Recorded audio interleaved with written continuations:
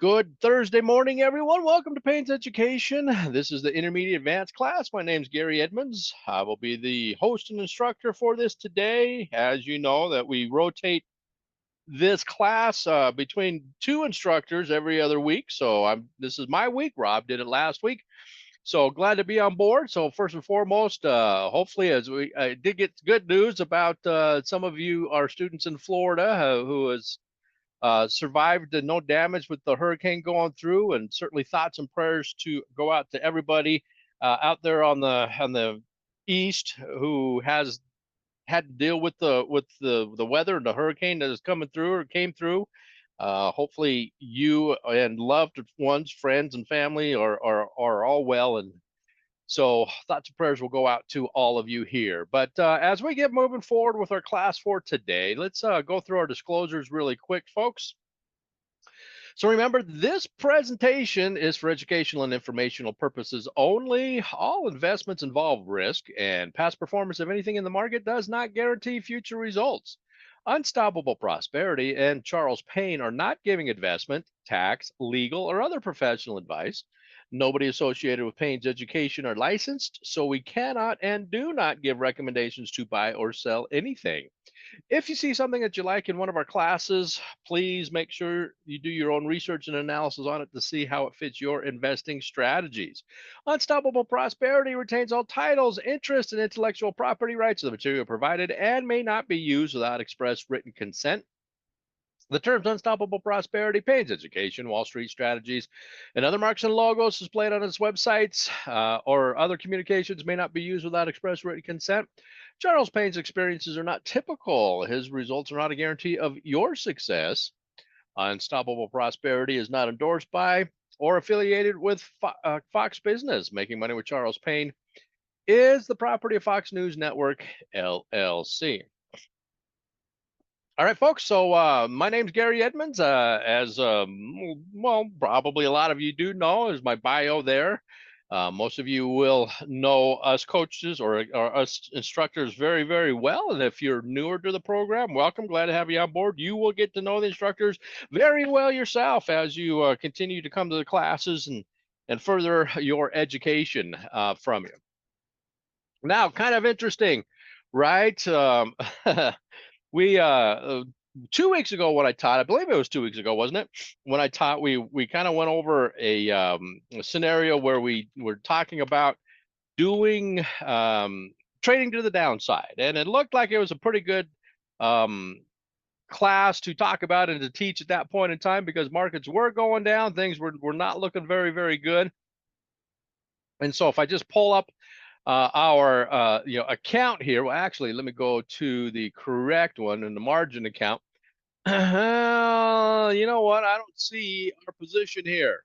Okay. Does anybody remember what we did to with our position from a couple weeks ago? What did we get into? What did we do? Well, if we don't remember, let's go to the account statement. I'm going to go back on this. Yeah, let me go 20 days back on there, and we'll go into trade history here, folks. So here we go. We went in and sold what? This right here. CVS. Okay. We sold CVS, 76 shares. Put a stop on it. Basically, if the stock went up above our resistance level, and went ahead and stopped us out. So we did this on the 17th of this month, just like I said, 2 weeks ago. And then we see that just the next day, the very next day, it went up, hit our stop, boom, and we are out. Okay. So we did lose what we were only expecting to lose, right? We didn't lose large amounts of money, even though we did that bearish trade on there. So let's kind of go back to the chart here and see what was going on. CVS. And so here we go. had the big drop. We were looking at it as breaking down through support, and by the time it ended up the rest of the day, yeah, it kind of rallied a little bit. Next day took us out, and it just kind of hung out around here throughout the rest of the next 2 weeks. So again, not a big loss. That's okay. We can handle our losses in that situation. This is the whole reason why we put our stops on and protect ourselves. I believe we were 1% above that resistance level and got out at that point in time. Okay, so just kind of reviewing what we did in the last class and seeing how that turned out for us there.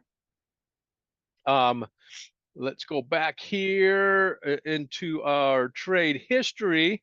We also did some puts, right, on ON, and then it looks like we got closed out yesterday, no, Tuesday, on that. Again, for a loss, we did a 50% loss, so that's what we were willing to do. That's what we were willing to buy and risk.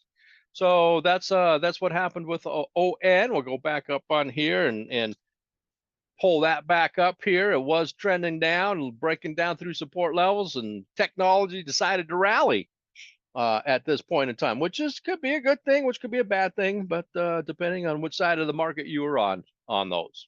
All right, so there's what we had done in our last class. So just wanted to review what was going on with there. All right, now let's do our topic for today. So what we're going to do right off the bat, let's play a game. Okay, who's all for a game? I know for some of you it might be early in the morning and you're like, I haven't had my coffee yet, right? That's I don't feel like playing a game. Okay. And some of you might be awake for a little bit longer. You're just like, oh, let's do it. I've had my gallon of coffee and let's get moving forward. What are the rules, Jack? Well, we're gonna make them up as we go along. Okay. So now, here is what we're going to be looking at.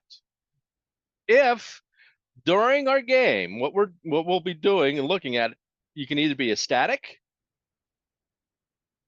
you can be happy, you can say don't know, you can say sad, or you can say traumatized. Okay.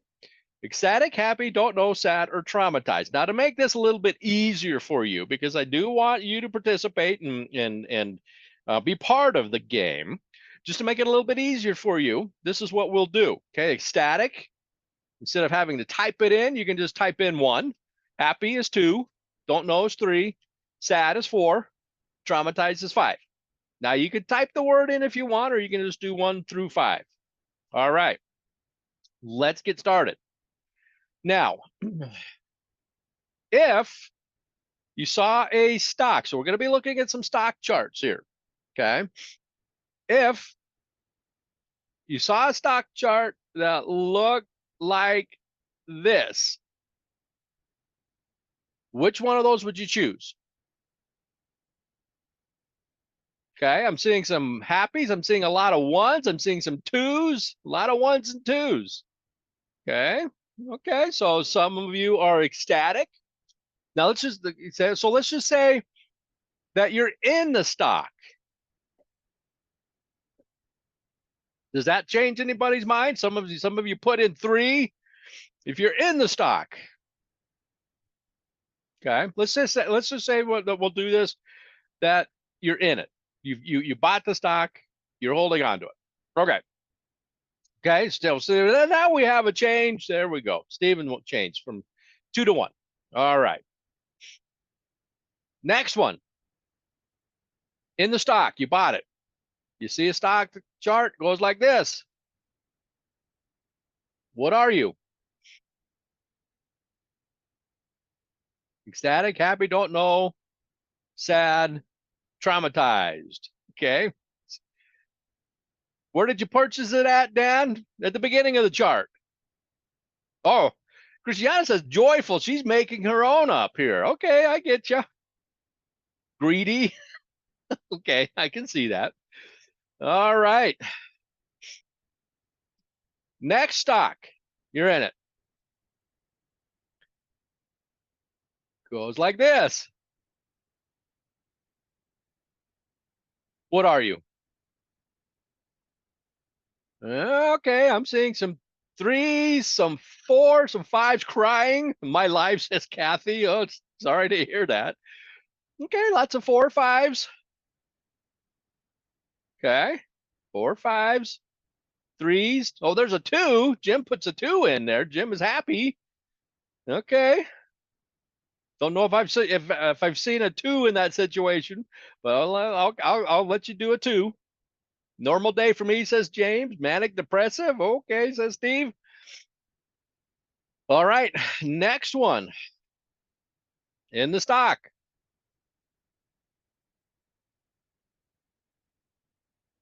Which one? Maybe he's shorting it. Well, it could have been Fernando. Sure, could have been. Depends.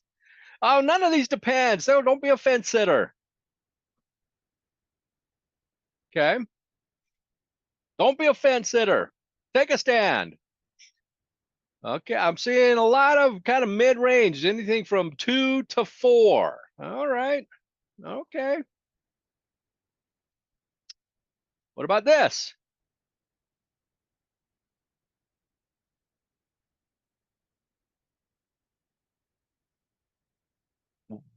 Which one are you doing? The numbers. Okay. Somebody came in a little bit late. I didn't see who it was. I went through really quick. Numbers are 1, 2, 3, 4, 5. That's what the numbers are. And we're just saying, what is it? What is it? What are you feeling? Which one of these would you choose if you were in the stock and you saw this happen? Why are you who's putting a 5? Why are you putting a 5 here? This is traumatized.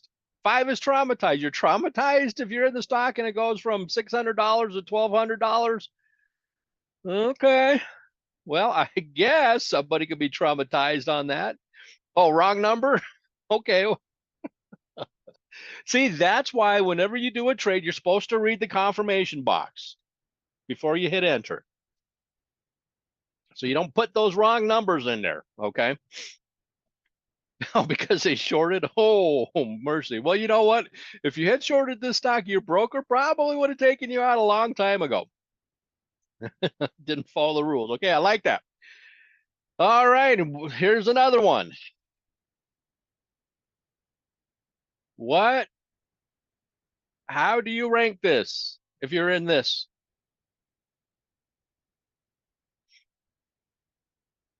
Okay, so I see lots of threes. So volatile, Steve. Okay, it's volatile, but that's not a choice. How do you feel? Lots of threes, some fours. Okay. All right. Oh. Next. Danger Will Robinson, says Greg. What about this stock?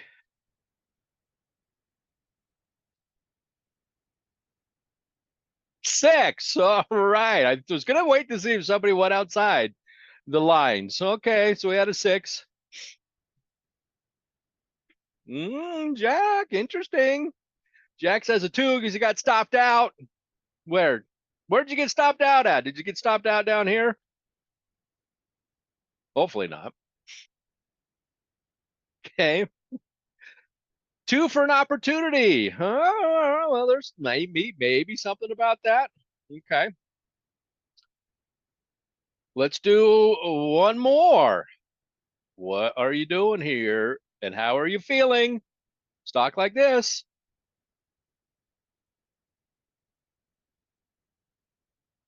Definitely twos, ones, threes. Trick? There's no trick. This is a stock chart. I'm not trying to trick you, even though I have been accused of that before. All right. We'll leave. This is our last one, folks. What would your reaction be to that? 5, 4, 4, 5, 4s. Okay. And there's going to be those that are going to come in and say twos because it's an opportunity. It's okay. It's up to you. Actually, I did lie. I fibbed. I tricked you. There is another one. How do you feel with this? What's the feeling on that? Okay. So, what's a ones and twos? Somebody stuck a 4 in there. Oh my goodness. Okay. So, why did we play this game? This was our last one. Why did we play this game? Bryce says that was me, fat finger. Okay. Hey, those fat fingers. Why did we play this game, folks? What's the purpose of this game? Behavior, emotional. Okay, so who actually like read the topic of the class today, right? One of the 3 pillars. Okay, see, I can't get anything past any of you. Okay? Can't get past anything from any of you. You're all on top of it. So, yes, the 3 pillars. Okay? What are they? The fundamentals, the technicals, and the behavioral. And so today's class, we're dealing with behavioral. We're dealing with you. Okay? Now, I know I talk all the time about the behavioral kind of being split into 2 different pillars, which would be the behavioral of the market, understanding how the market reacts and why the market's reacting. And James, the behavioral is part of rules, okay? But also, I want you to understand you. Because if you don't understand you as a trader, you will not be very good as a trader. And if you're not very good as a trader, you will not be happy as a trader. And if you're not happy as a trader, you will quit trading. How many of you want to quit trading? I don't want you to quit trading. I want you to do this for as long as you can push the enter button. Okay. I want you to do this as long as possible. So, understanding you. Okay, so Gary says I always try to be level-headed, but it's hard not to get caught up. And that is so true. Sometimes it's difficult for us to not get caught up and get emotional over things and make the emotional decisions. So we've all seen this. You've all seen this, right? It's the weighted combinations. Trading, the majority of it's on technicals. Then we have fundamentals and the behavioral. I will generally tend to kind of lump the behavioral into the technical side of it because we are now looking at that a little bit better and a little bit more and helping us with our understanding of the stock. The buy and hold, the longer term, most of it's on the fundamentals, but we cannot forget the technical or we cannot forget the behavioral on it. Okay. And Linda says trading is fun when you make money. Nah, yeah, okay, it can be. So, behavioral analysis. This is our topic. We're getting into it now. So, what is it? We're going to talk about what it is. How can it impact trading, both on a personal level and on an entire market level? And then understanding you is what I've been getting at. So, behavioral analysis, folks. What is it? Okay. So, just like anything else that has to deal with emotions, right? With pleasure, with pain, with anything that that we get involved with, we start to do what? We start to, well, do things that bring us more pleasure than pain, obviously. But what does it do? It starts to affect our behavior. And then try to rationalize. Yes, Steve, we do try to rationalize, especially if we're going down the path that our choices or the things that we're doing doesn't really pan out for us, and we try to rationalize. Okay, reactionize. I like that, James. That's a new word, reactionize. So, behavioral analysis. I'm sure everybody is kind of familiar with this. Okay, it's all about conditioning. And so, what do we have here? Unconditioned stimulus and unconditioned response. Okay, so we have a dog has the dog food. Dog starts to salivate. Sees the dog food, starts to salivate. You know, my dog is just unbelievably incredible at being able to tell time. And it's amazing. He can tell time because we always feed him at the same time every single day. And he knows what time it is. Even when we go through the time change, right, from daylight savings and back, he knows, and he starts to bark for his dinner. Okay. So dog knows, he's been conditioned to know that he's getting fed at this time. It's amazing. It just blows me away. There will be sometimes he doesn't. He gets a little anxious and might start barking like an hour early, and I say, nope, not time for dinner yet. And then he stops. Okay. But yep, and this is exactly Pavlov. Okay. So what was Pavlov's big experiment here, right? So he did this experiment with the dog and the food. Unconditioned stimulus, he's getting fed. Unconditional response, the dog gets hungry and he salivates. Then what happens? What did he do? He had a neutral stimulus. So he just would ring a bell. Dog wouldn't respond to the bell ringing. No need to. There wasn't a reason. It was just like, oh, bell. Okay, cool.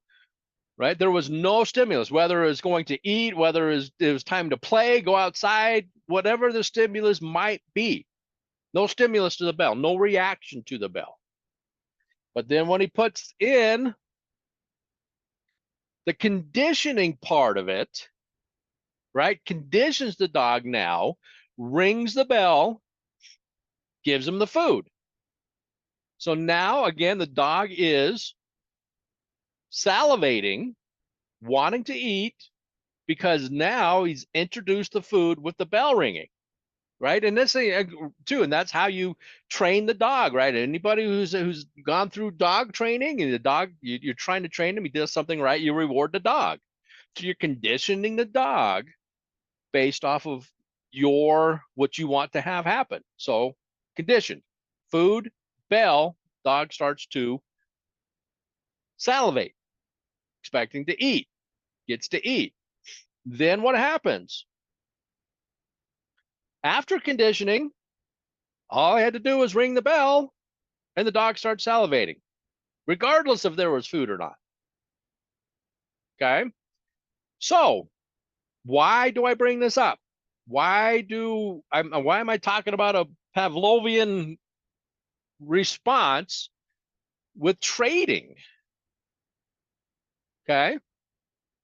Not that I'm saying all of you are dogs and I'm ringing the bell.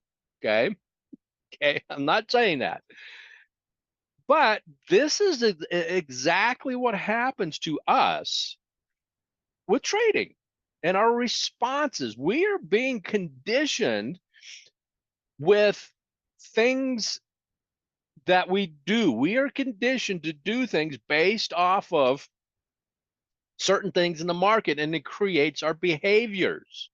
Now, your behaviors might be good behaviors. Your other behaviors might be bad behaviors. So it's very, very important that you are being conditioned, that you are using the right things to create your behaviors in the market. Kathy, can you eat and trade at the same time? Only if you want to. Just don't spill it on your keyboard. Okay. George, because humans have feelings too, unless you ask my wife. Not you. I'm right in that same boat with you, George. You're captain, I'm second mate, or whatever that is, right? Now, so what we need to do is, as we are conditioning ourselves, we need to make sure we're doing it properly and not conditioning ourselves and expecting responses that are not going to happen based off of how we got conditioned. Hopefully that makes sense. Christiana salivating now, so sorry. All right, so let's talk about it.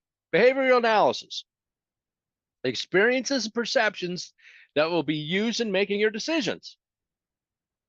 Okay, whatever it is in life, everything, okay? It creates biases, either good or bad, which affects those decisions.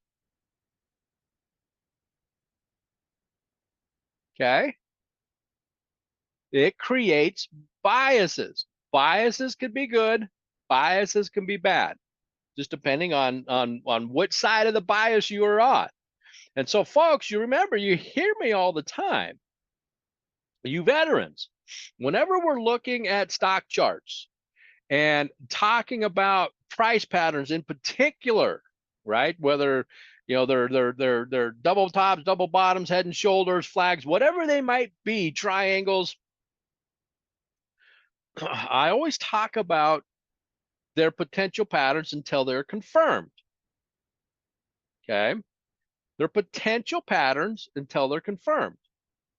Now, you need to be careful in creating a bias off of something, because if the stock goes a different way or moves in a different direction, you already have a bias that the stock is going to do something, and it does something completely different and it doesn't do what your bias was, then you basically are freezing yourself out from doing a decision and making a decision in the situation that you are seeing on the chart.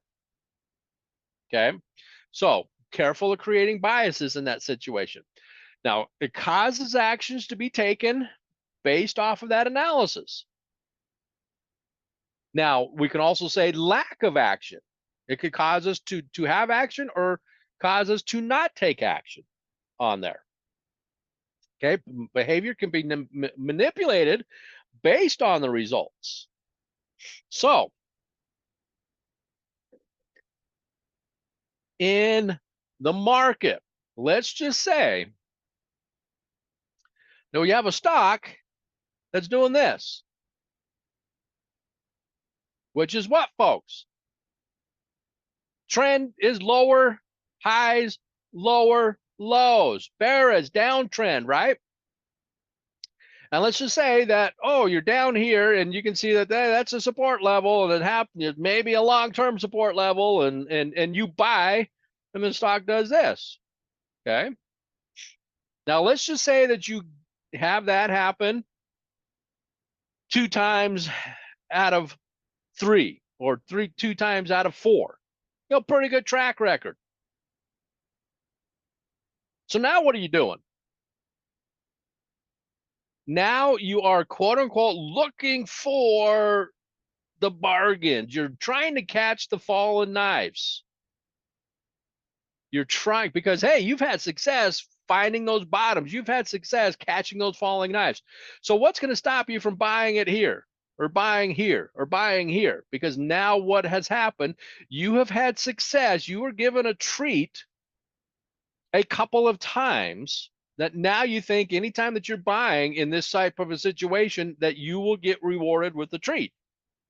When you do, you're happy as can be. When you don't, well, then you're kind of walking around with this kind of dumb look on your face, wondering what's going on. At least I do. My wife says I'm always walking around with a dumb look on my face. And Brian starts barking. So we now have created a behavior that's been manipulated based off of the results. Okay. And it's easy to be caught up in the crowd mentality. This is all about emotions. Okay. Now, I'm going to ask a question. Steve said, I said treat. Now the dog is in his lap. So sorry. Okay. And I said it again. Oh, man. All right. So behavior analysis. I'm going to ask a question here. What do you folks think is the biggest obstacle for successful trading? Okay, I see me, emotions, my behavior, my brain, okay, between my ears. Following your own rules, not following rules, schedule, okay, procrastination, discipline, hopium, not making data-based decisions, okay, knowledge, skipping rules, Education, greed, hope, fear, little voice in the ear, trading after wine. Okay, Steve. Okay, well, you know what? I did not get this, and I'm glad. I did not get something that people were blaming other conditions, other things. But the biggest obstacle for successful trading is you. Now, a lot of everybody putting in answers. Sam said me. Oh, ouch. Okay. Everybody was putting in answers. It was either an emotional, it was either a lack of knowledge, something else along that line, not following rules. Okay, all emotional kind and types of responses in that situation.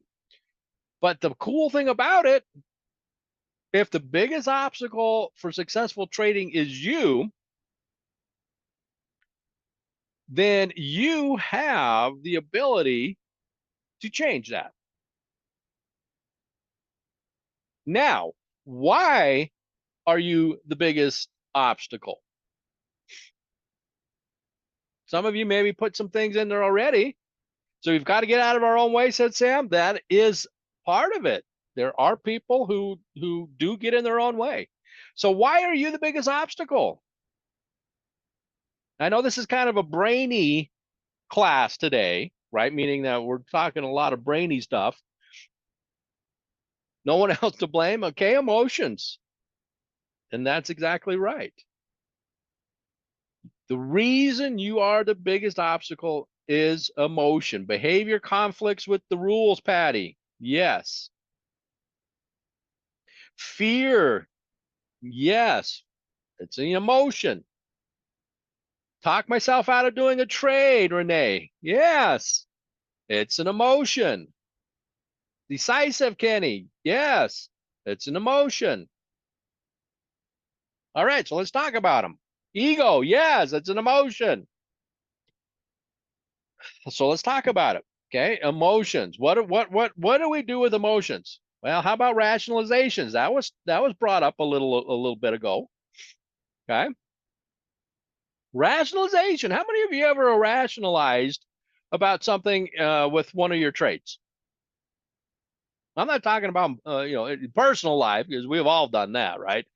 Every single time I get dressed in the morning, I look at my clothes. I say, "Man, that's looking pretty darn good." And I walk out, and my wife goes, "Why are you wearing that?" Right. So, but we're sticking with trading here. So, how many of us has ever rationalized a trade? Steve says every trade out. Okay. So, what does it do? It makes us do something different because you don't have the convictions of what you have been doing. That's the bottom line while you're rationalizing, folks. You're doing something different because you do not have the conviction, or you do not have that solid, I know what I'm doing is right. So you do something, you rationalize a different way of doing something. Okay. Bottom line, still learning. Yep. Lack of confidence. Yep. The Steve and Steve both said that. And Jack, yeah, we are conditioned to rationalize our own behavior. Absolutely. Now, like stepping on a scale, no, that's just like you're closing one eye and hopefully you only see part of the numbers. All right. Also, rationalization makes you believe you see something that's not there and you really want to see it. How many of you have ever done that with a trade? You have created that bias. Remember, we talked about that bias, or you want something to happen so bad that you think it's going to happen. You get in there, you get into your trade, or you hang on to your trade because you are seeing something that's not really there, but you want to see it. Now, sometimes it works and you make money, the bell rings,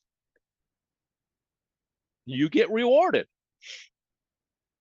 And believe it or not, folks, it doesn't take too many positive experiences to set a behavior. Okay. So this is what rationalization will do. Okay. Yes, or we don't know what to look for, Gene. Oh, okay. I'll give you that for right now. Give you that for right now. Okay. George, special candlestick patterns. And then again, right? If we think we see something with a pattern and it's not there, it's something we're making up. That happens all the time. Now, let's understand you as a trader. I talk about this all the time. Are you a risk taker in life? If you're a risk taker in life, meaning that you know, walk around and lick door handles of public buildings, that's a risk taker. You jump out of airplanes without a parachute, and then somebody throws the parachute out the plane after you and you put it on before you get to the ground. Okay. That's a risk taker. Yeah, those are extremes, right? But if you're more than likely to take risks in your everyday life, then you will probably be along the lines of taking a little bit more risk in your trading. If you're not a very big risk taker in your life, then you will probably not be a very big risk taker in your trading.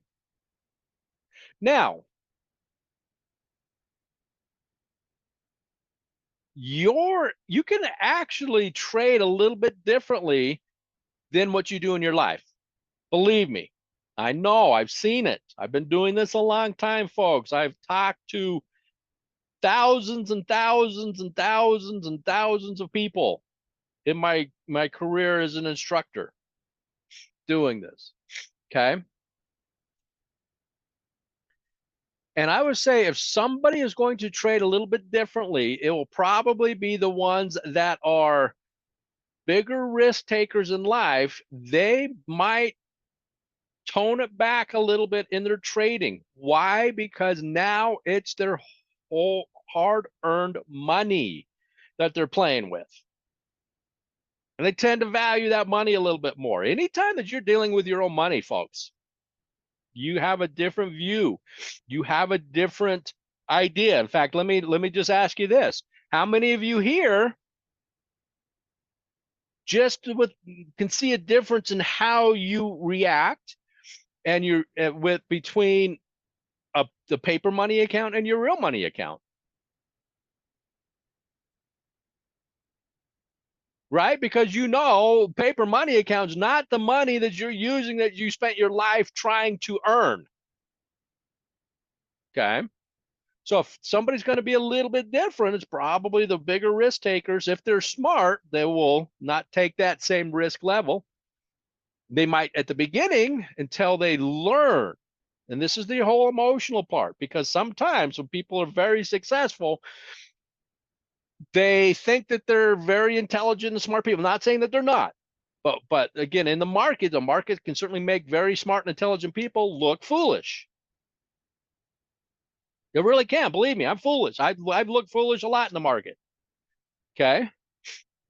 Now, George 2022 teaches you, even in situations where it's not like that. And ego, yes, we've talked about that before. Now, great example. I'm not going to touch that one, owner. So, great example. Like I said, I've been doing this a long time. And this just, I mean, there was an individual who had a very successful company. It was a very successful leather company, meaning he created leather products and purses and things like that. And he got bought out by a big international company, big, Couch. Oh, excuse me, Coach. He got bought out by them. Had a bunch of money because he got bought out. Okay. Smart person, absolutely. Very smart person. He grew his business. He knew what to do, reap the benefits, reap the rewards of it. Started trading. He got involved with trading, and this was with another company that I was working for, broker, and he got involved with trading, and he had his account that he started out with, put over $100 million in his trading account.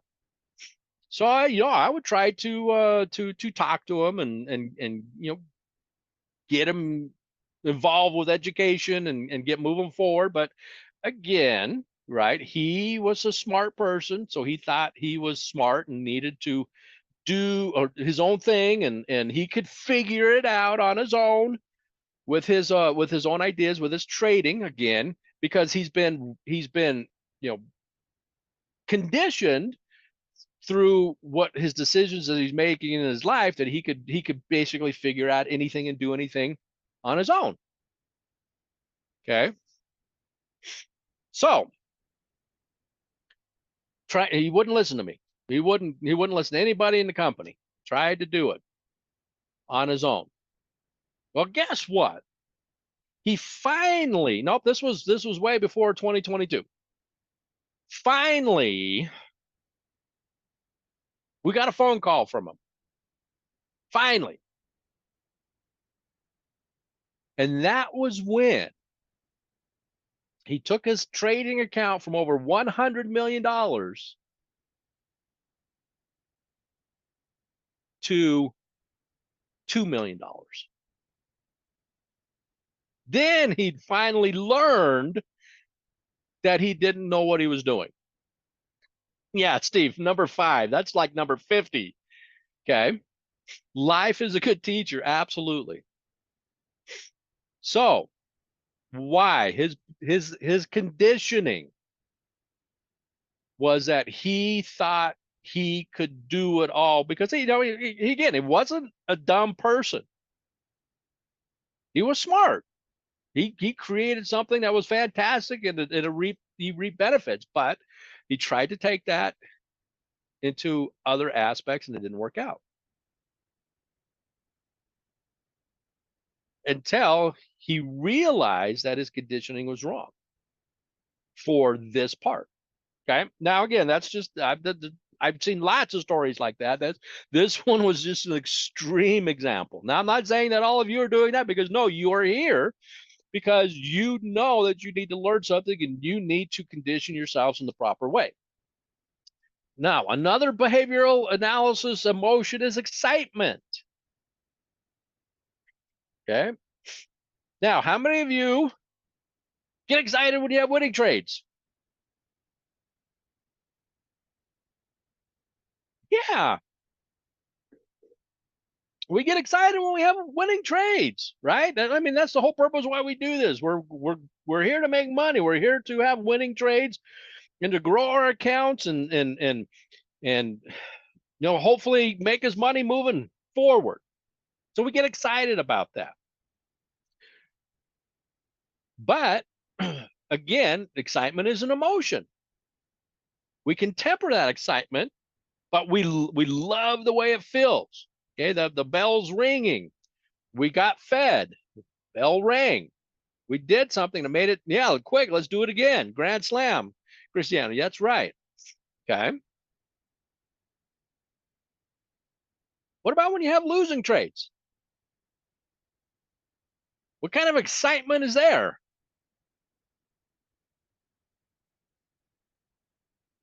Now, none. Yeah, but there's a depression, right? Completely opposite. Sit in the backyard and cry, says Steve. Frustration, right? Okay. Had to put this little movie reference in there when you have losing trades. pretty funny pretty funny movie. But anyway, folks, when you have, so let me ask you this. Let me ask you this. How many of you are afraid to lose money in the market?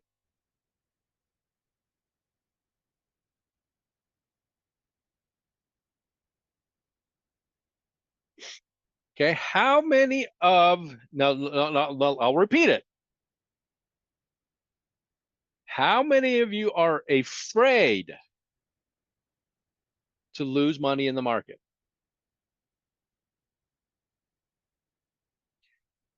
Now, I get asked this question all the time. Whenever I do a trade, whenever I put something in, in class or whatever it might be, and somebody will say, "Oh, aren't you afraid that that trade's not going to work out?"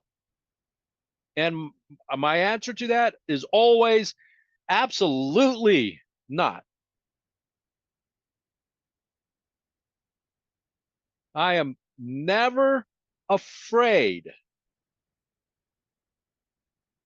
to do a trade in the market. Never afraid to do a trade in the market. Why am I, folks, why am I telling you that I'm never afraid of doing a trade in the market? Strength and courage? Ooh. Cristiano, oh, because you follow your rules. It's part of trading. Ah, risk analysis, risk management, experience. Marianne, yeah, it is. It is part of experience, but why do I have experience? Because I have rules that I follow. Because I am not under the impression that I will now. You notice how I have. I did not say that I've never had a losing trade. In fact, I just showed you two examples at the beginning of class of trades we did in class that we lost on, but I wasn't afraid to do them. Now they were in paper money, but even if it was in my real account, I'm not afraid to do it because I am now understanding that in order for me to make money in the market, I have to lose money.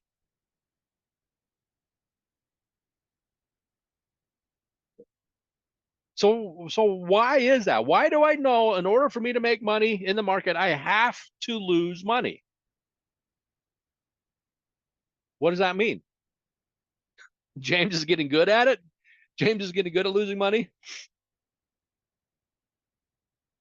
Oh, I like that. Owner says, not what you earn, but what you learn. Means you need to win more than you lose, sure.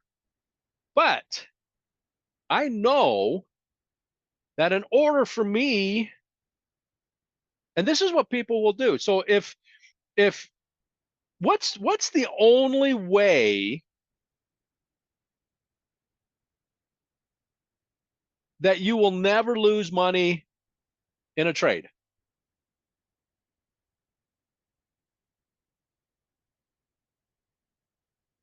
There you go. You're all putting it down there. Perfect. You don't trade,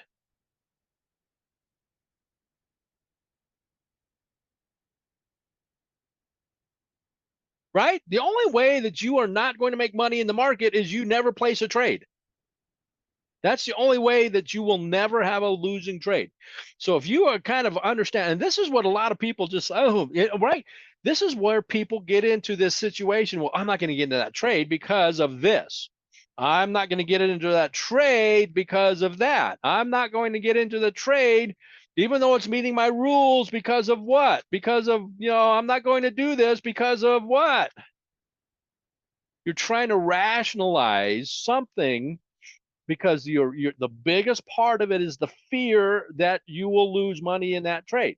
Even though everything is meeting the rules and requirements and things that you want to see, people are afraid of losing money. And that is the biggest thing that will keep people from trading in the markets and doing things in the market or getting into a trade. And then what happens? You don't get in because you're afraid and it goes up or goes in the direction you want it to go in. And then what happens?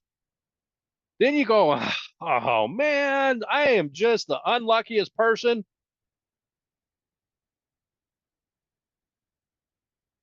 anger. Yeah. I am just the unluckiest person. Doesn't matter what I do in the market, it's always wrong.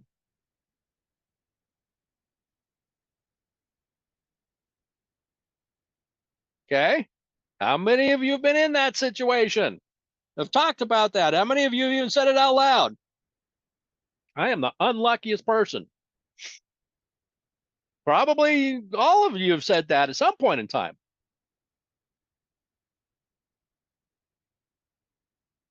Okay. As soon as you realize you will lose money, you will be amazed how much that frees you up to trade.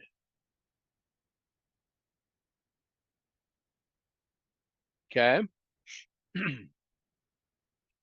Is if you come to the realization and understanding that yes, you will lose money,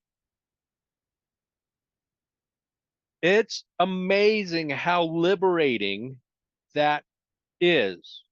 Now, it doesn't mean you have to like it. Like I said, I have losing trades. I don't like it, but it doesn't debilitate me from doing trades because I understand I will have them. Not every single trade is going to be a winner.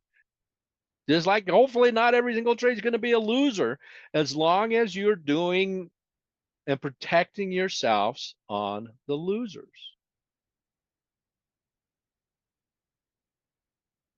Okay. Protect yourselves on the losers. And folks, going in with that, never be afraid to lose. You don't have to like it, but it's easier to accept a smaller loss than a bigger loss. How many of you would feel comfortable losing 15% on a trade and you were okay with losing 15% than losing 40% on a trade? Yeah, a guy who had 100 million didn't have much fear. No, because that was that ego, that was that emotion taking over. And now we can say sure yes in hindsight, right? We can say or in make believe world, right? I'd rather take 15% loss than a 30-40% loss. But again, once we get into that actual situation and scenario, it's easy for that to take over. Now, let's continue. Fear. This is just what we're talking about. Fear of losing money. Now, should you try to avoid losing money? Well, you hopefully have rules in place of losing large amounts of money, but we shouldn't try to avoid losing money, because if we avoid losing money, try to avoid losing money, we won't place any trades. We talk ourselves out of any trade that we could get into. And I know everybody has done this before because I get these questions all the time in class, especially on the stock that's made a big move up in the last week, the last month. Is at a 6-month high, at a 52-month high, or 52-week high, even a 52-month high, heck, even an all-time high, right? I get this question all the time. It's moved too much. I can't get into it. Any trade that you get into always has the opportunity to go up. Every single trade you get into has the opportunity to lose you money. And just because a stock is at a certain point in time doesn't increase the odds of a winner or a loser, as long as it's trending in the right direction.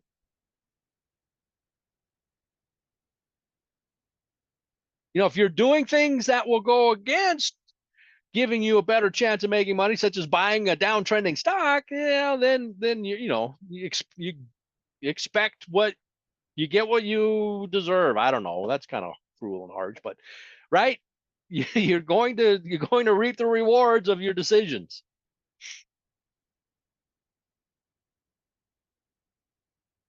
All right. So don't have that fear of losing money. Understand that you will lose money and you need to be willing to lose it. Not big money, but little money. Okay. Paying too much. What do we, so this is something. How many of you have ever thought that you look at a stock and let's just say that, I don't know, I'm just making a number up here. Okay. Stocks trading for, you look at the ask price, the buy price, and it's $151.37, okay, to buy.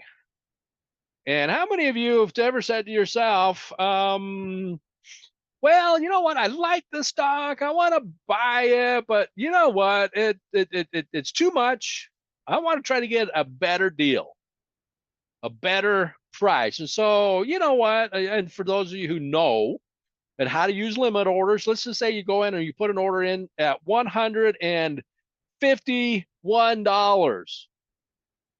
limit, okay? Because you did not want to buy it at the current price. I see this all the time. I hear this all the time. I'll never put an order in for the price is trading. Never. Anybody ever said that? Okay.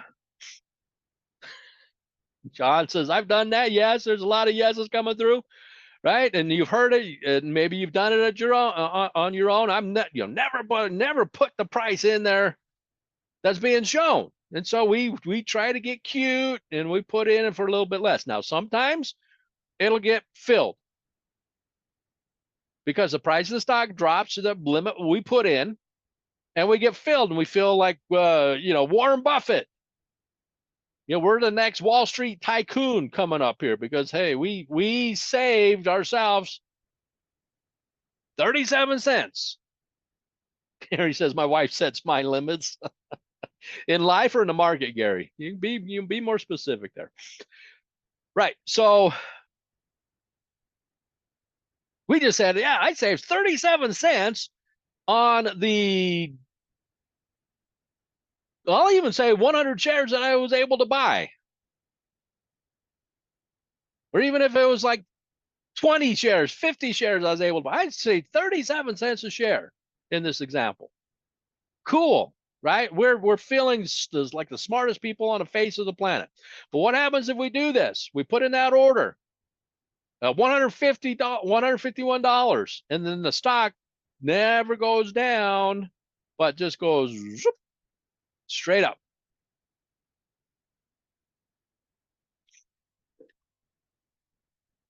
Then what happens?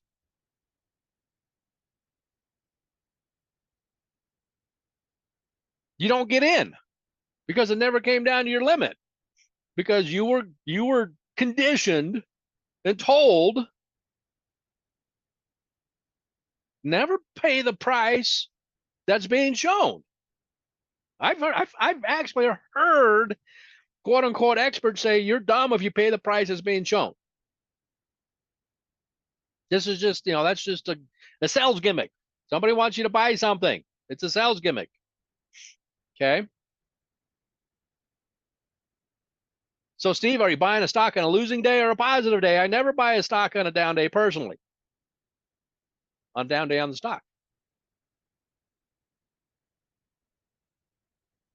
So what do I call this, folks?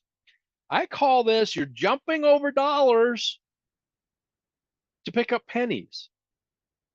Because in the long run, folks, is 5 cents, 10 cents, 20 cents, 50 cents worth not getting into a trade that has the ability to make you $10, $20, $30, $40 or more? Because if you jump over dollars to pick up pennies, yeah, you'll be missing out.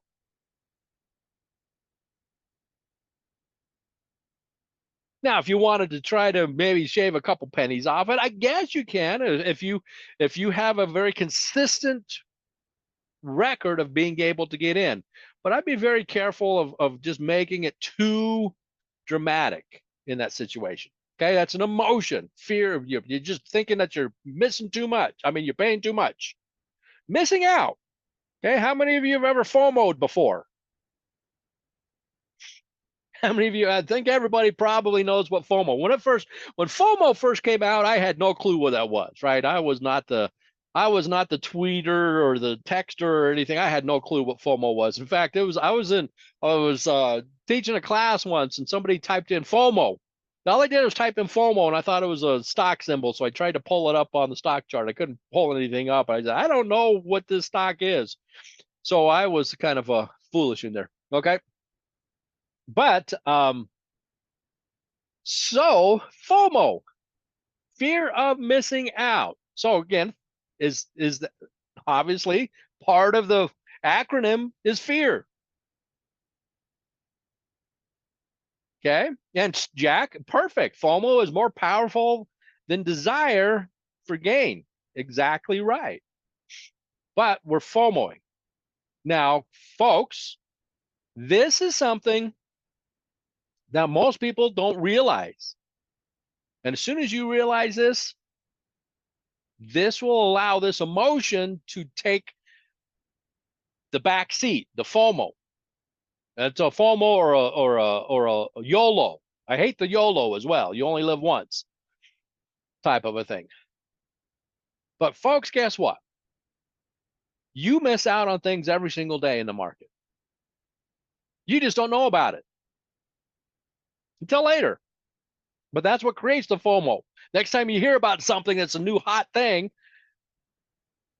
then that's going to cause you, if you're conditioned now to do that, and you're going to jump in off of something that is not meeting your rules, not meeting your requirements to do your trade. Now, if it's a speculative trade, that's something different. But we're not going to do this on a regular basis, because you've been conditioned every time you heard somebody say something about a stock and it just went to the moon. Especially when it was on your watch list. Well, George, if it was on your watch list and you didn't get in, then you need to have the ruler on the knuckles, and it met your rules. Okay. But folks, we miss out things in every single day. And as soon as you realize that, it's easier for you to not get emotional on those things. I have a 2-word response to the FOMO. Okay. FOMO, the 2 words are O, and it's a 4-letter word. Now, before you start putting in what words that you would normally put in, Tom has it right, because I say this all the time. The 2 words are, I missed out on that. Oh, well.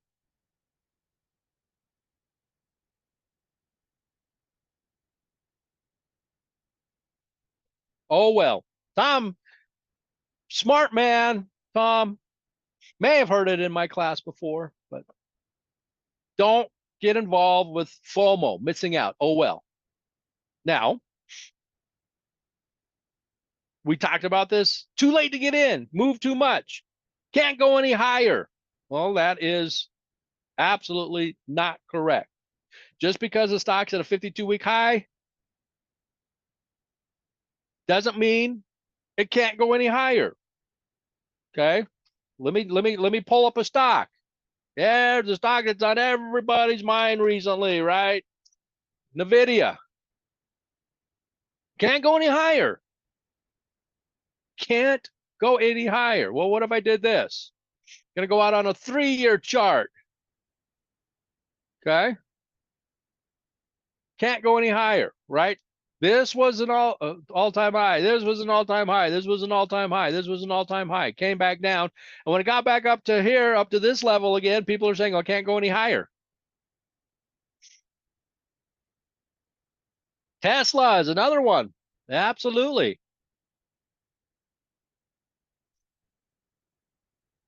Tesla can't go any higher. Now, Tesla actually dollar-wise was much higher, right? Tesla was $1,000 stock before they went through some stock splits. But again, right? Can't go any higher. Can't go any higher. That was an all-time high. Can't go any higher. All-time high. Can't go higher. All-time high. All-time high. All-time high. All-time high. All-time high. Anybody getting tired of me saying all-time high? All-time high. Just because it's at an all-time high does not mean there's a higher chance that the stock will go down once you get into it.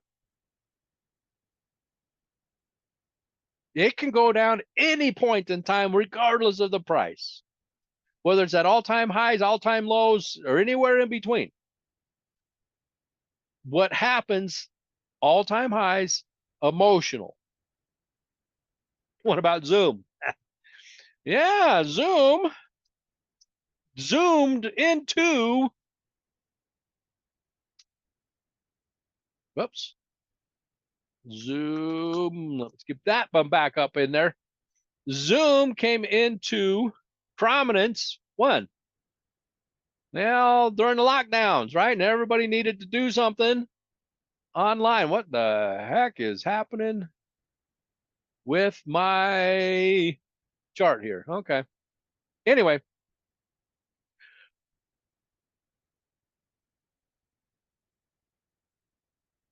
Yeah, it's not coming up. Anyway, so again, right, we're Zoom is having issues loading on yours as well, Christiana. Okay. Something with Zoom. Zoom is not zooming for us at this point in time. But again, don't get caught up in that emotional roller coaster if it's too high. Okay. Can't go any higher. It certainly can. Continue. Emotions, anger, disappointment. Okay. Anger, disappointment when you lose money. How many of you are angry? Oh, that's right. It's ZM, Carol. There you go. It's ZM. That's why. I knew that. ZM. There you go. There's Zoom. Let's go back. Yeah, let me go back. 5 year. Okay. Everybody was using Zoom during the lockdowns, right? Everybody was jumping on. Zoom just exploded. And then the Zoom kind of zigged and it zagged and it zagged down. Now it's kind of staying pretty consistent around $70, but yeah, a great example. All right. So let's get back here. Emotions. How many of you are angry when you lose money?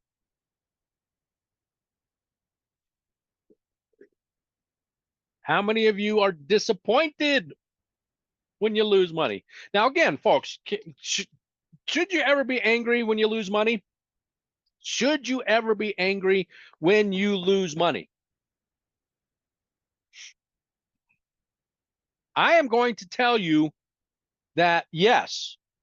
Oh, you're saying, no, Gary, because that's an emotion. I will tell you, and some of you know where I'm going with this. You should be angry if you lose money if you did not follow your rules. That's the only time that you should be angry if you lost money. Should you be angry if you lose money and you followed your rules? Absolutely not.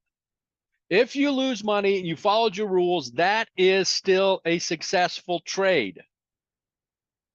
Success is not measured by whether we made money on the trade or lost money on the trade. The success is if we followed our rules. So the only time to be angry when you lose money is if you don't. Angry at yourself. That's exactly right. Okay. How many of you are angry that you get out too soon? Whatever happens, right? Maybe, you know, the stock is doing this, and then you get in right here, and then it does this, and you get out because it hits your stop, and the amount you're willing to lose, and then it does this. So how many of you are angry when that happens, right? You get in here, you get out here, and then it does this, and now you got out for a loss, and the stock does that. Okay. Or how about this? When the stock's doing this, and you get in here, and then it goes like this, and then you get out here, and then it goes this. How many of you are angry when that happens? Okay. Shoulda, coulda, woulda, grr, says Mary. Well, guess what? If you got out too soon because you didn't follow the rules that you had, then yes, you should be disappointed and angry at yourself for not following your rules.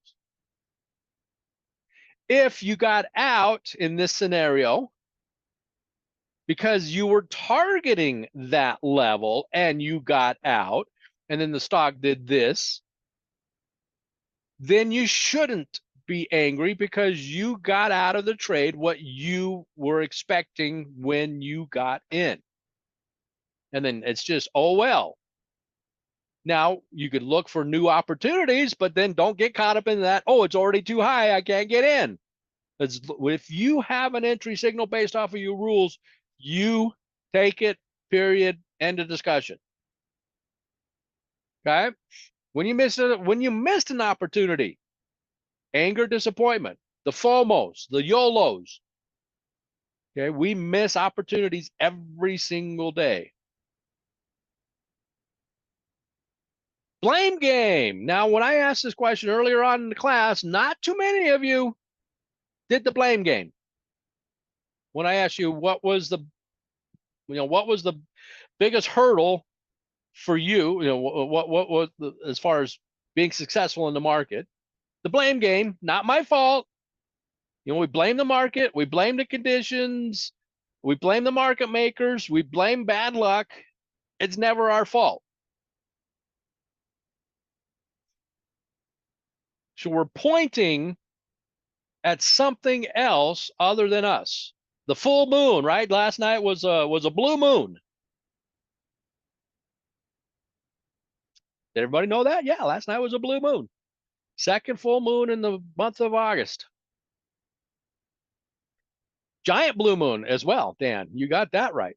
It's actually a giant blue moon. Now, what happens when we start pointing fingers at something else? You ever heard this saying? Yeah, Saturn was next to it. How many of you ever heard the saying, you point your finger at something, blaming something, there are more fingers pointing back at you? Meaning, with your own hand, there's one finger you're pointing with, the other fingers are pointing back at you. So, blame game.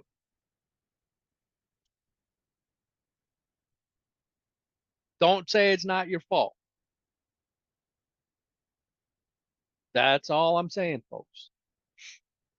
How do we stop blaming market conditions, anything else along that line? Have rules to follow. Now, again, a lot of people, I know it because I've seen some of you chat this in already in today's class, blame you losing money because of you were trading in 2022. It's always the government's fault. Okay, there's the exception to the rule. It's always the government's fault.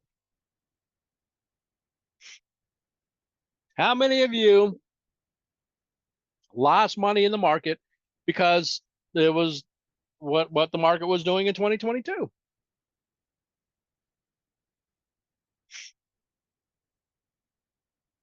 Okay.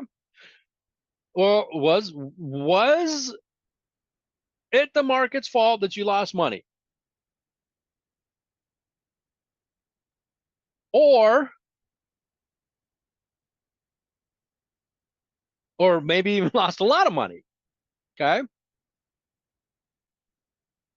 And no rules at the time, Sean? Perfect.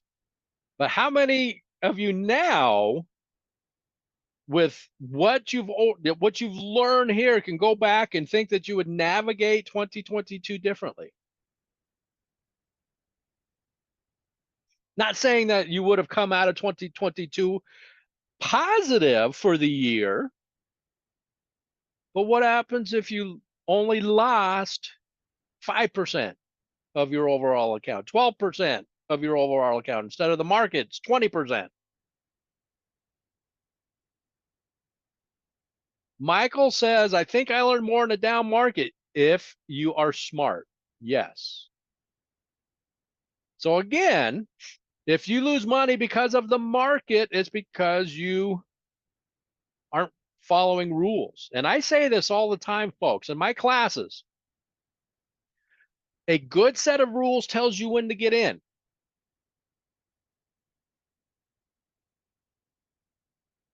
A great set of rules tells you when not to get in. Okay? Good set of rules tells you when to get in. A great set of rules tells you when not to get in. What did we see here that would tell us to get in?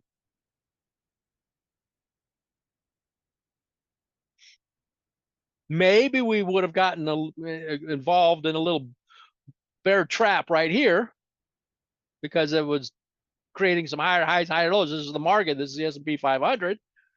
Okay.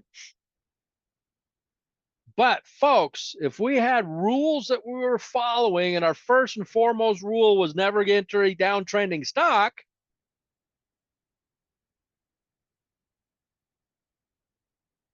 how much better would that be? Now, again, I know, even in this class right now, there are some of you saying, oh, great opportunity to get in, great opportunity to get in, great opportunity to get in, great opportunity to get in. It can't go any lower. Yes, it can go lower.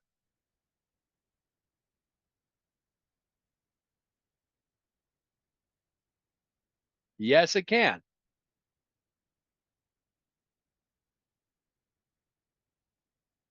There are no double bottoms here.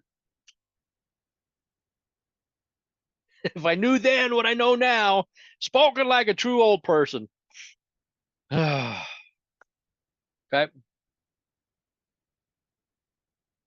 If only coach had put me in the fourth quarter of the championship game, man, we would have won. I know, Uncle Rico.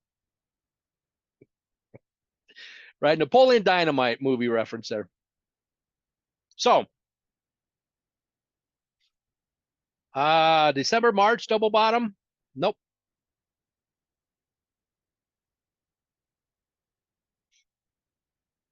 Talking about this? Nope, that's not a double bottom. It's a stock. The market had already been uptrending. Might have been a head and shoulders, inverted head and shoulders, but not a double bottom. All right. So anyway, understanding who you are, understanding what you're going to do. Best way to control emotions, have rules you have tested. We've gone over testing rules, right? It's been almost 6 months now. Now, not quite 5 months now, but we went over how to test rules that you are coming up with. Well, we did it on a buy and hold. We did it on a trend. We did it on a swing. Follow the rules. And as I said, a good set of rules tells you when to get in. A great set of rules tells you when not to get in. And you cannot overcome emotions if you do not have a great set of rules. Be disciplined. Okay. And anybody feels that they were disciplined last year? Now, again, we're still in the learning process, right? So a lot of times people say, well, I didn't know what I was doing at that point in time. Sure, but now we do. If you only knew than what we know now type of a thing. Okay. How many of you actually feel that you are not as disciplined now and than you were last year? Anybody feel that they're just the same, or they don't have as much discipline? Okay. Experience is a great learner a teacher as long as you listen.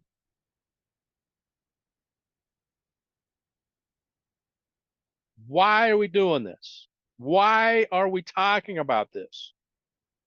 An emotional trader will be an unhappy trader. And I don't want you to be unhappy. Okay. Definitely don't want you to be unhappy.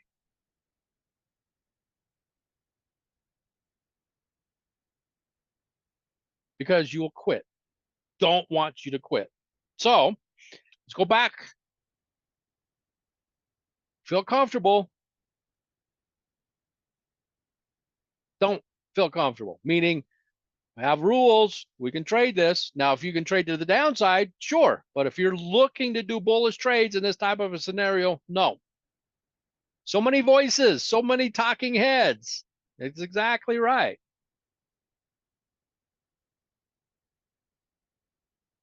Turned around, started to do good. Take advantage of the rules that you have in the correct scenarios and situations that you see. Don't FOMO. Don't do a fear of missing out. Do not rationalize. Because if you start doing those things, you won't be successful.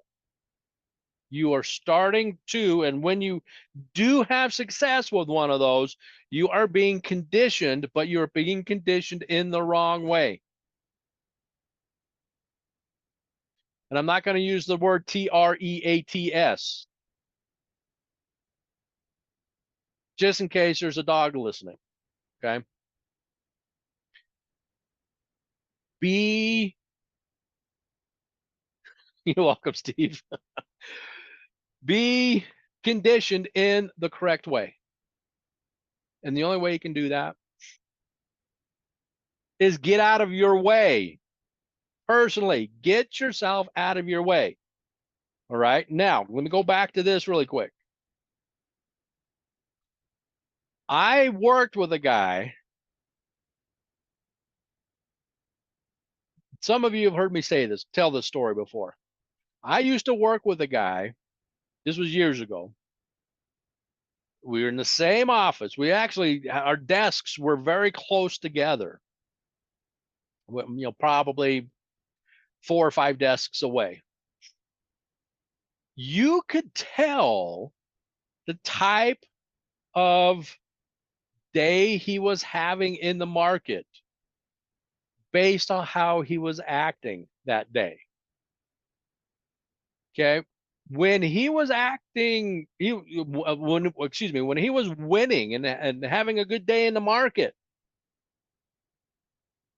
he was everybody's best friend, right? He was the guy that was walking around, slapping everybody on the back, calling them buddy, how's it going, buddy? Oh, good job, yo, all this kind of stuff. You didn't even have to ask how he was doing that day in the market. You could tell he was bouncing all over the place. When he was having a bad day in the market, he would never leave his desk. I mean, seriously, folks, you remember the cartoons where they're mad or having a bad day and they have that cloud, that rain cloud over their heads, right? And it follows them around. He wouldn't get out of it. I swear to you, I actually saw that cloud over his head when he was having a bad day.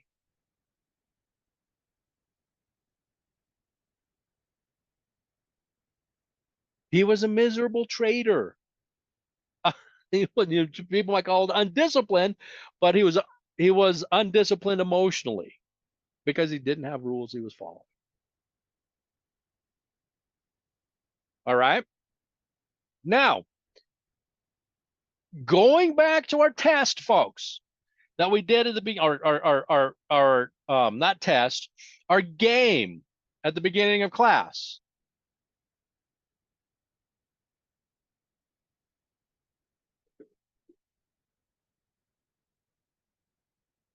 Would you now rate yourself a little bit differently?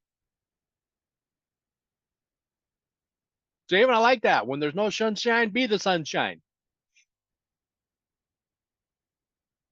Going back to our tests from the beginning, when we, not tests, I keep saying tests, I'm sorry. It was a game. It wasn't a test, even though I was kind of testing you. But you didn't know it. Okay? Going back to our test. Ecstatic, happy, don't know, sad, traumatized. It felt like a test, said Dan. Dan was the one who didn't study. Everybody else studied. They crammed last night. So now, how many of you, if you were based off of the behavioral knowing, how many of you might not be so towards the extremes?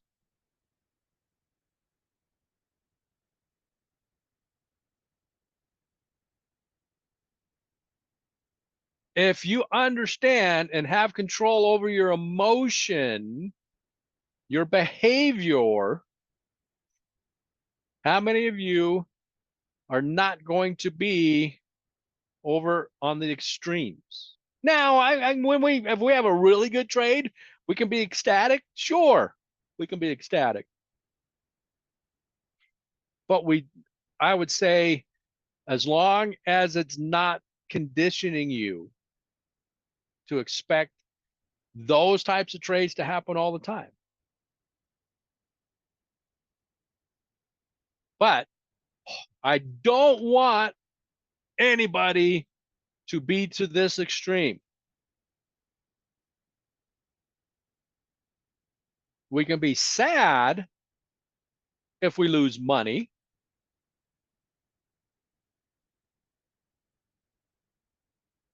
but not traumatized because we didn't lose as much as we could have. Okay. Now, I'm going to do this really quick because I know we're coming up on time. I am going to actually let me do this really quick. I'm not going to let you see what I'm going to do here, and I'm going to set my chart up really quick. So bear with me as I do this. All right. I am going to, here we go. Got a stock up. Confidence in your rules is tough when you don't have years of experience, John. Well, what's the fastest way to get experience or confidence if you don't have years of experience?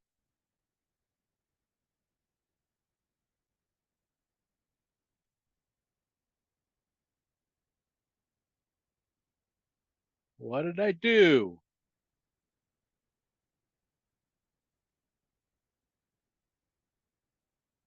Brought up the classes, back test, your rules that you've come back, you've come up with.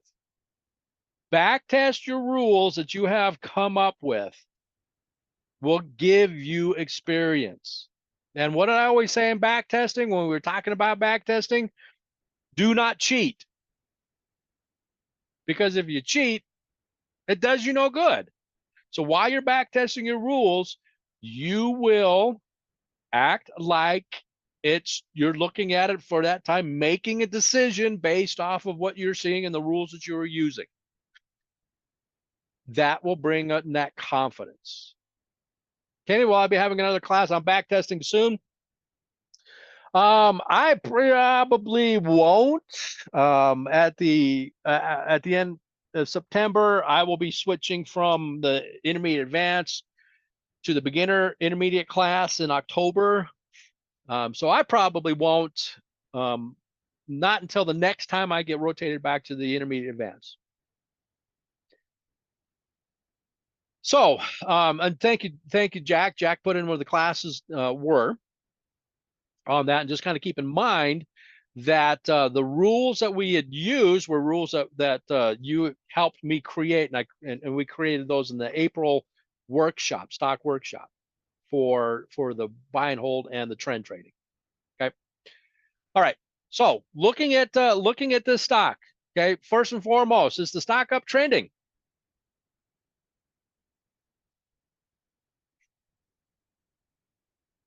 Yes, it is.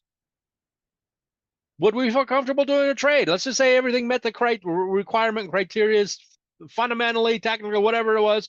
Would we feel comfortable about doing a bullish trade on the stock? Sure. Now, could we have an entry signal right here? Did it break through resistance and had volume to go with it? Absolutely, right? Broke resistance with volume. That's a bullish entry point, if you like that. Okay. Get in. Uh-oh. Didn't work. Oh, did it work? Okay, nope, it worked. It come back. Oh, now it's going down. Now, how many of you are now in this sad mode? How many of you are now this was wrong mode? Well, if it didn't hit your rules to get out for a loss, we shouldn't be happy. We shouldn't be sad. We should just like, okay, I'm waiting for the trade to either do one thing or the other. I'm waiting for the trade to either go up and start making money or hit my stop and I'm out of it. And I've lost what I was willing to lose. Okay. Oh, now about what happens if you got out of it because, oh, this was going for, 3 weeks. It wasn't doing anything. Now, okay, so how many of you are ecstatic? Well, we're ecstatic, but maybe we're a 2, right? We could be a 1 because now we're in the trade and it's doing what we wanted it to do. We're ecstatic. Fantastic. Now we've given back some, so maybe we're not quite as ecstatic. Oh, should we sell? Should we sell? Should we sell? But now what, Petty? What was your rules? Are you buying beer? Are are you? I know Bud Light you can buy on the cheap right now, but if your rule says to get out, or are you doing a trend trade? Are you doing a buy and hold? Okay. Moves up. Okay. Well, if we're doing a trend trade buy and hold, are we still happy? Are we still happy? Okay. Do we feel our emoji happy number 2? Okay. Are we still happy? Sure. Earning comes out. Oh, and it drops. Need to get out. It dropped. Had bad earnings. Need to get out. If your rules indicates you get out on a drop on earnings, then you get out. But if your rules do not indicate for you to get out a drop on earnings, do not get out. If it didn't hit a stop, you did not get out. So are we happy that we didn't get out? Folks, what is this? Well, actually, let me go back here. What is this stock doing? It's reacting like every other stock in the market. And it's an uptrend. It goes up, it goes down, it goes up, it goes down. As long as the down doesn't exceed a level that you have put in to exit the trade based off of your rule for exiting the trade, it goes up, it goes down. Now, Mary, hindsight is wonderful, sure. But this is kind of the part of back testing. Now we kind of maybe have an idea of what the stock might have done, but we don't know exactly, okay, what it did at any given point in time. Oh, so there we go. Looks good, right? We're happy doing what we wanted it to do. How many of you are saying, well, I got to get out now? I've like tripled or 400, 200, 300, 400% return on my stock. I need to get out now. Well, whatever your rules are. Whatever your rules are. Now, how many of you are getting nervous? I made a lot of money. I don't want to give it away.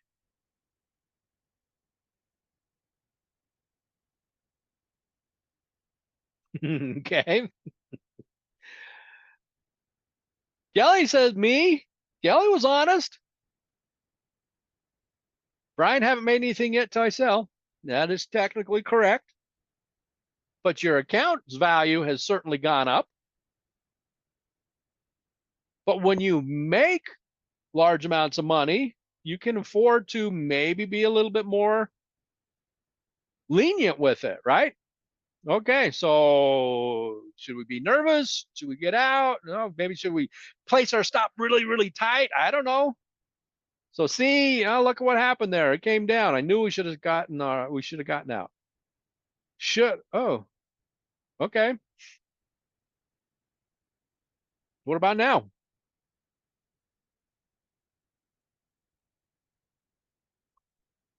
Because when we got into this stock, it was trading about, well, let's just say $3, and now it's at $16.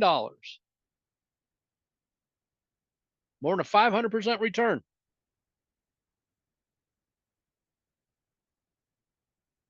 Okay, 500% return. Well, we can't do that. Uh-oh. Now what happens? We'll see how many. Look, it went all the way up to $40 during the day and came all the way back down to close at what it was. This it closed at $19. So we basically lost $21 intraday on there. Mary says, I'm making you emotional. Now, if you use a trailing stop, sure, you would have been stopped out maybe a little closer up to here. John missed out because it was under $10, no entry. Oh, well. So what happens? What about when it got here? What happens on that day right there?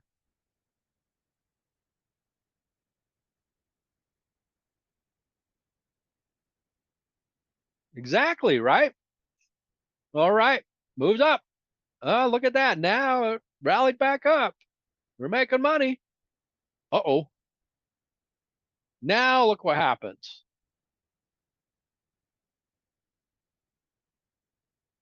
Stock can't go any higher. Look at this move it made.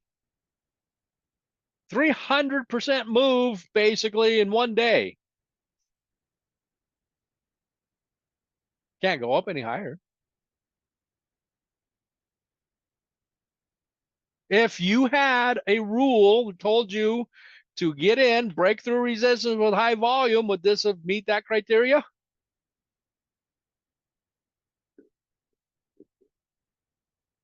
Okay. Now, the only other thing I would say is where it got to, maybe this is right at a resistance level, then you'd have to go and kind of go and do some education and some projections on where you think that resistance level might be.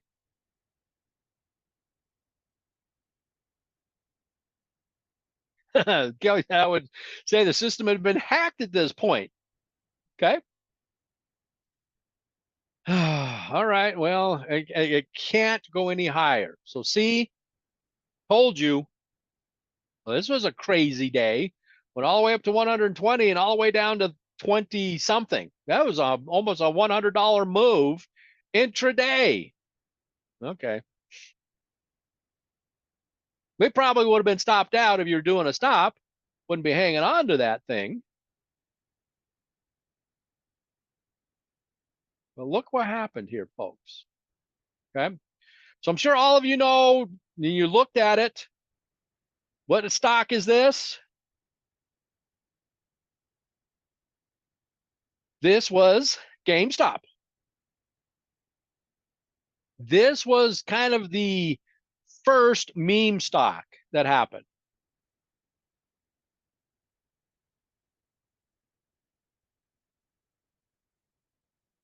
Now, if you were in this stock and you bought it, let's just even say at $10, this happened, and now it's back at $10.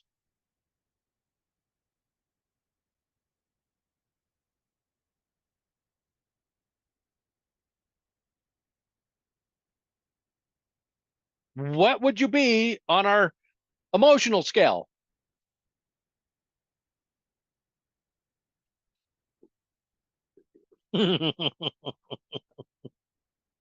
Probably a 5, right? Because why? Well, because you gave up all this big huge profit. But if you got in even here and got out somewhere here, yeah, we didn't get out of the very high. Now this is an extreme example because this thing moves pretty quick, right? But I wanted to do this because again, FOMO, fear of missing out, first and foremost. This is what happens when we see this happen and then we're getting in over here and we're just jumping in because it's not meeting our rules and not meeting our criteria. Or we get in, at this very top point, it's not meeting our rules and not meeting our criteria. But also to show to you that a stock, just because it's at an all-time high, doesn't mean it cannot go higher. Again, this is an extreme, rare example.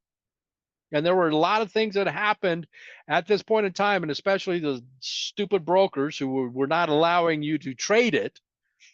And that really ticked me off because I was trying to trade it to the downside, and they didn't meet my rules as far as options were concerned on it. But again, folks, even with something like this, if you have rules that you're following and you're in, then you're not every single second, every single minute, every single day wondering, do I get in or do I get out?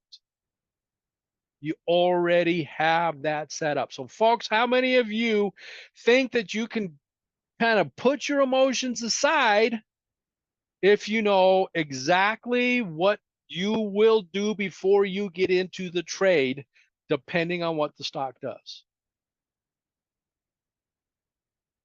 So, Christianity, so rules are rules, not just suggestions. Absolutely. How many of you feel that you can get out of your own way for the reason you're not being successful in the market if you know exactly what it is, tells you when to get in, and before you get in, you know exactly when you will get out, depending on what the stock does, whether it moves in your favor or does not move in your favor.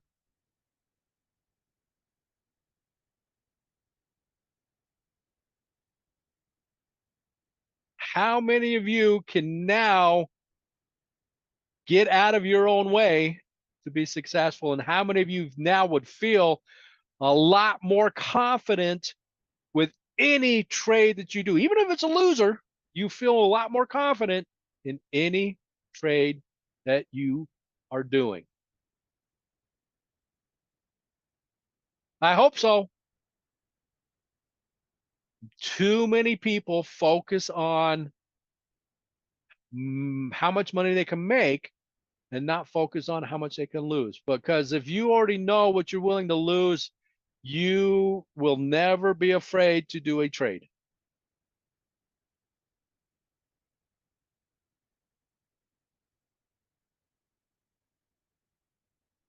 You will never be afraid to do a trade if you focus on what you will lose, because fear is an emotion. Okay, and Renee, working on it, still see things that might not be there. That's part of the experience. Even if you got into this trade like this and it made this big drop, again, you had rules that would get you out right here, right here, right here, any point. It doesn't matter what happens. Now, the only thing would be a huge gap below, but again, you're not allowing that fear of something happening like that to keep you from doing a trade. Does that make sense, folks?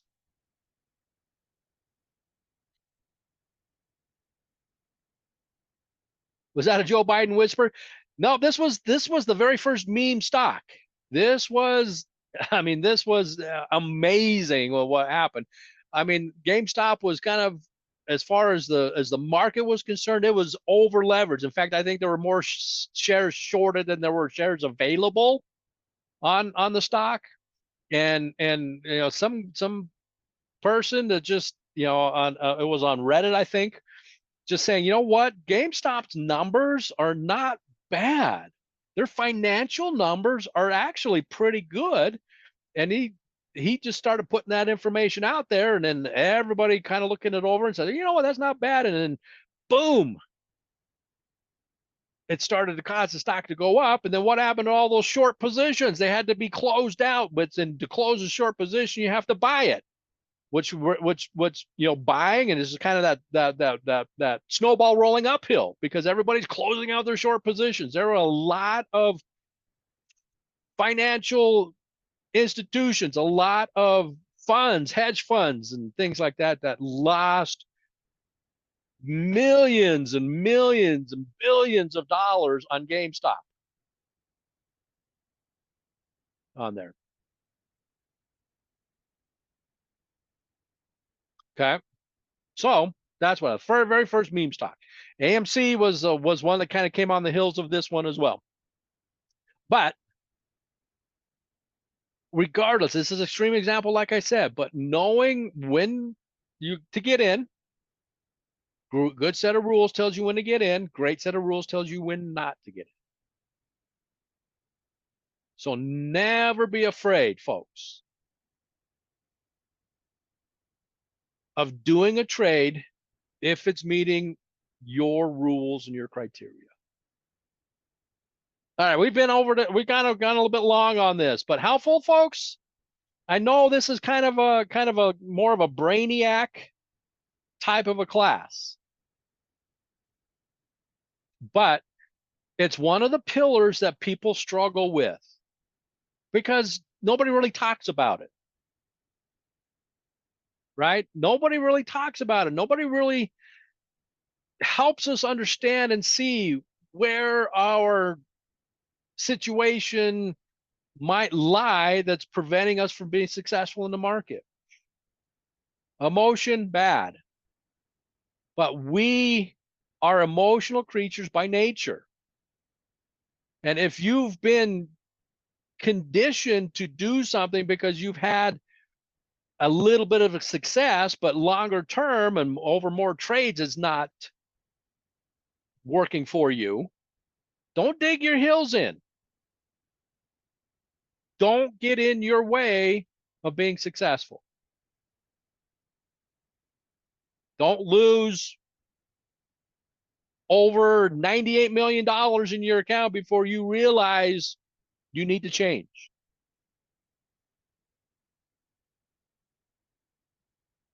Okay? I don't want you doing that. I don't even want you to take a $10,000 account to $2,000.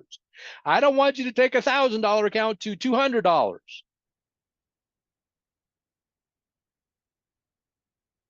So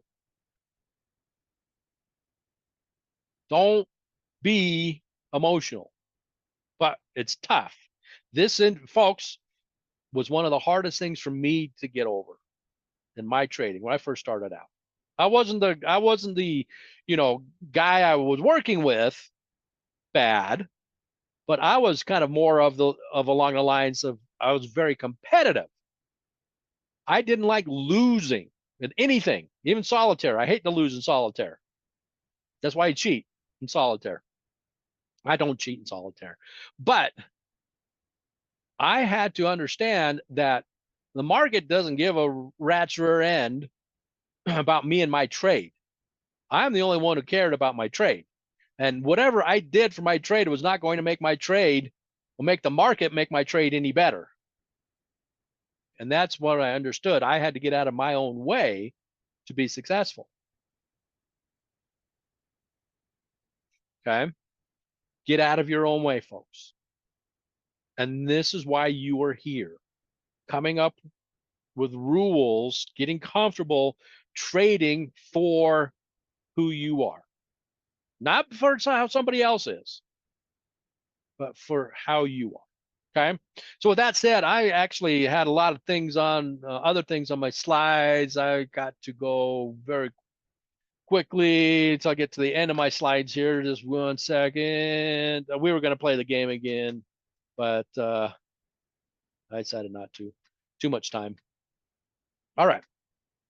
I'll wrap up here, folks. Let's do this. Again, appreciate you going through to the end with me here. Understanding behavior analysis, understanding you, who you are as a trader. Minimize your emotion. You'll never get rid of all of it, right? But if we don't go to the extremes of the scale, then emotion is okay. Market is driven by emotion. We are just trying to take advantage of that emotion. That's what we're doing. Okay. Have your rules. Go back and look at those classes about creating rules and back testing those rules. Jack was very helpful in putting those times and those dates on those. Okay, practice paper trading in the paper trading account. You will not get comfortable unless you start to do it, right? Back testing, then forward testing. If you have problems with Paper Money Platform, reach out to them. There's their information there. If you have questions about this topic or anything else, you can come to the daily Q&As or you can email us at the EDU support. But thanks, folks. Appreciate you spending your Thursday morning with me. Hope you have a wonderful rest of your day. If I look forward to seeing you in upcoming classes. If I don't see you in upcoming classes before the weekend, I hope you all have a wonderful, wonderful Labor Day, because the Labor Day will be next Monday. Markets will be closed. We will also be closed. So just kind of keeping that in mind. We won't be open. We're going to celebrate the end of summer as well. So we'll have a short trading week next week as well. But for those of you who I won't see coming up in classes, maybe today or tomorrow, hope you all have a wonderful and safe Labor Day weekend until we see you again. Okay, so take care, everybody. Bye now.